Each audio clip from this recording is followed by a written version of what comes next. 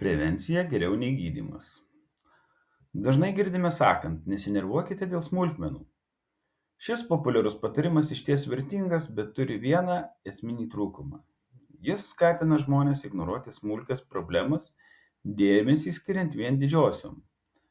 Deja, mažos problemos neretai perauga į didesnes. Tad jei nekreipsime dėmesio į įdrėskimą, galite turėti daug bėdos, kai prasidės žaizdos infekcija. Jei dėl įtartino bildesio laiku nenusikreipsite į automechaniką, gali sugesti automobilio variklis. Jei pernelyg ilgai sėdėsite prie kompiuterio ir nesimankštinsite, turėsite sveikatos problemų.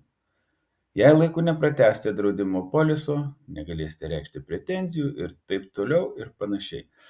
Dažniausiai tai maži, bet išvengiami nemalonumai, kurie ilgainiui gali peraugti į didelės bėdas. Kai užgriūna nelaimė, būna jau per vėlu. Nenumokite rankas į smulkmenas. Būkite atidesni ir užkirskite kelią nemalonumams.